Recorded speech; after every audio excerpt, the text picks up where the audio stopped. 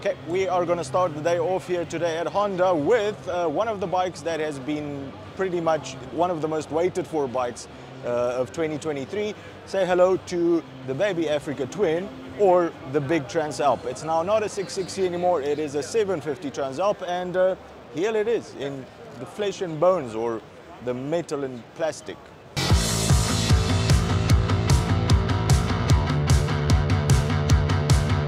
Honda first introduced the Transalp in 1986, and then the last model they did was in 2008 when they decided to just kill it. So 2023 is a good year for mid-weight adventure bikes.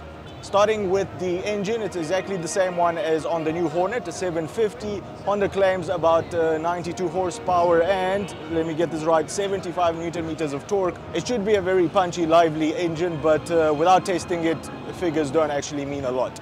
It is a 270-degree crank engine, so I'm expecting this to sound wonderfully. For any adventure bike, mid-sized or full-sized, suspension and ground clearance is pretty much what matters quite a lot. And on the Hornet, you've got 43mm shower forks on the front. They only have 210mm suspension travel and only 190 on the rear. I've written everything down because I'm going to keep forgetting it. Yes, 190 on the rear. Not really a lot of suspension travel, but it should get the job done.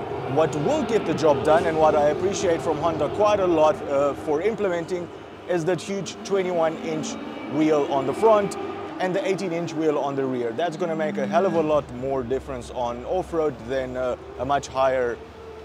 Somebody just trying to kill the cameraman. It's going to make a much bigger difference on off-road than a higher ground clearance. Brakes, nothing really too amazing here. You've got 310mm discs on the front. They are wavy. There are two of them. They really should do the job without a problem. Honda also claims 208 kilograms of wet weight, which is actually pretty good for a mid-weight adventure class. Speaking of fuel, you've got almost 17 liters in this tank, which hopefully is here and not like on the NC750 underneath the seat. But with that, you should be getting around 360, 370 kilometers range. And I think for a mid-sized adventure bike, that is perfectly respectable.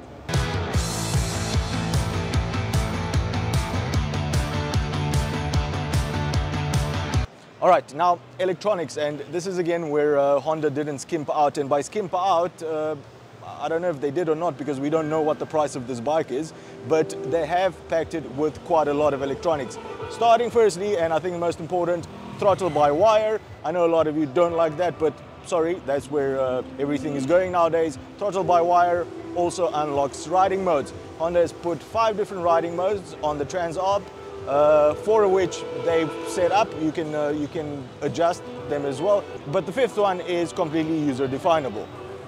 All of these will control your engine power, engine braking, ABS and traction control, and also wheelie control. So quite a lot of electronic adjustments on the Transalp. There's a new 5-inch TFT display here, which unfortunately is not on, so I don't know if it's the same configuration as the one on the Africa Twin, which a lot of people find very difficult to navigate. Hopefully it's not. From what I've read on the press release, it does come with phone connectivity, but it's some sort of Honda phone connectivity, which means it's not your usual CarPlay and Android Auto, which Honda has implemented in other bikes in the past, but for some reason not in the Transalp. I would have loved to see that here. There's a Type-C USB under the pillion seat over here. There's another 12-volt over there, and also self-canceling indicators. The 750 Transalp comes out of the factory with 3 different colors. Honda has got different names for them. There's a gray one, there's a black one, and there is a very nice white tricolor, which really does pay homage to the original Transalp. But what I'm really interested in is how I actually fit on it. Remember, 5'11", 1.8 meters. The standard seat height is 850 millimeters. You can get that lowered to 820, but I really don't see a need for this because I can very easily flat-foot it. The whole front of the bike looks very close to the NC500 and the 750X. This is very comfortable. You can easily grab it with your thighs while you're riding off-road. This is a very comfortable position. I like it, and I really can't wait to ride this bike. All right, so while editing this in the hotel room, I sort of found out from a source what the price the Transalp will come out as, and it's 10,400 euros. And for the US guys, that should translate to 10,400 US dollars.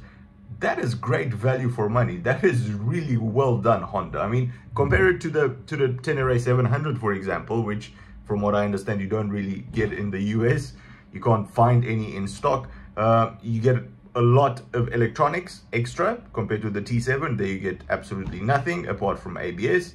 And you get 90-ish horsepower compared to 70-ish horsepower, which is it's quite a big difference. So well done on this Honda. I'm expecting it to sell really well. If you've enjoyed the show, give it a big thumbs up. If you think you've learned something new, consider subscribing or becoming one of our patrons to help us make more of these shows. Cheers, and I'll see you on the next one.